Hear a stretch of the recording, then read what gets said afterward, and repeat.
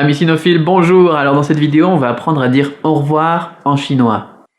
再见，再见，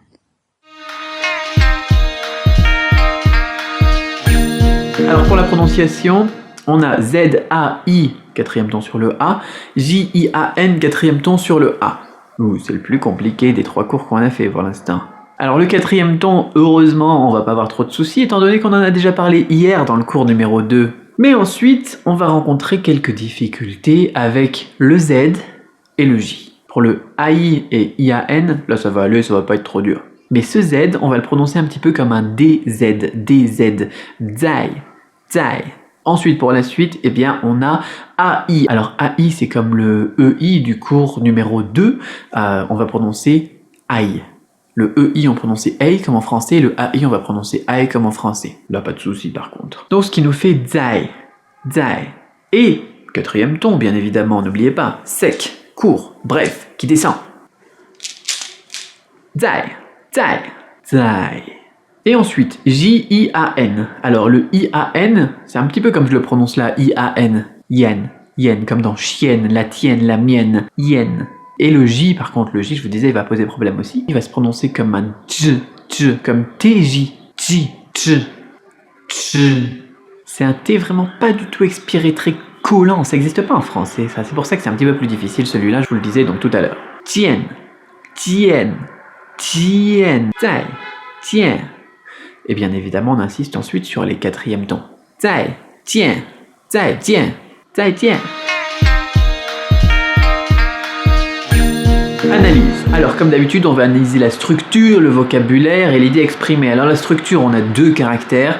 Dans le vocabulaire qu'ils expriment, eh bien c'est re et voir. Alors là, on n'est pas très loin par rapport au français. En français, on dit aussi revoir. Hein, au revoir, revoir. Et bien là, en chinois, ça sera revoir. Pas de souci là-dessus. Et ça nous permet bien de comprendre plusieurs autres termes de vocabulaire qui seront composés de ce fameux zai, qu'on retrouvera par exemple dans zai ce, la prochaine fois. Zai shuo, on en reparlera, etc., etc. Et tiens, eh bien ça sera donc voir, pas regarder, hein, voir. On le reverra donc prochainement. Alors pour aller plus loin, il fallait que je vous parle de quelque chose d'important. Donc dans l'usage, souvent les gens ils vont aussi utiliser bye bye.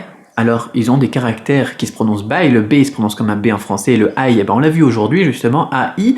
Alors bye bye, bye bye, qui pourrait être utilisé pour une correspondance de l'anglais bye bye. Bye bye, on peut aussi dire ça en français, il y a des gens qui disent bye bye quoi, il y a des gens qui disent xiao, qui disent ciao, etc. Eh bien en chinois, on va souvent utiliser le terme bye bye. Ce qui est le plus amusant dans le truc, c'est vraiment qu'il y a les caractères quoi, qui y correspondent. Bye, c'est l'idée de, voilà, de s'incliner. Autre chose qu'il fallait que j'évoque avec vous et qui rejoint aussi la leçon numéro 1, il faut pouvoir séparer les mots. Donc là, on va parler de sémantique. Bon, ne mettons pas trop de termes compliqués. Donc, quand on va parler chinois, on remarque qu'il y a des tons sur chaque syllabe. Donc il va être très très important de prononcer chaque syllabe séparément. Bien évidemment, les mots sont séparés les uns des autres, mais il va falloir séparer les syllabes à l'intérieur de ces mots. On va pas dire zaijian et puis tout coller, on va pas dire ni rao et tout coller.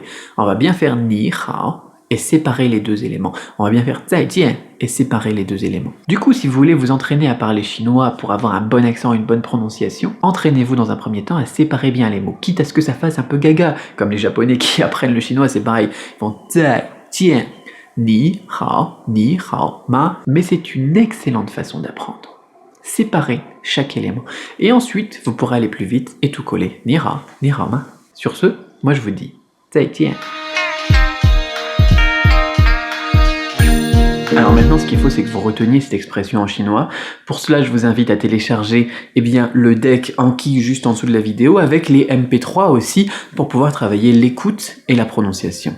Et si vous voulez aller encore plus loin ou bien réviser plus facilement, vous pouvez aussi recevoir gratuitement un exemplaire de mon livre La crampe du chinois. Le lien est dans la description de la vidéo. Donc il vous suffit juste de participer aux frais de port et d'impression. Les frais sont fixes partout dans le monde, je ne gagne pas d'argent avec ça, c'est vraiment à partager avec le plus grand nombre. Vous retrouvez toutes les infos dans la description. Et maintenant, ce que je vous invite à faire, eh bien, c'est partager cette vidéo. Laissez-moi un gros pouce bleu ici en dessous. Je sais plus de quel côté c'est, ici ou ici. Peu importe. De toute façon, d'un côté c'est partagé, d'un autre côté c'est le pouce bleu. Pour qu'un plus grand nombre puisse en profiter. Et si vous en voulez plus, abonnez-vous.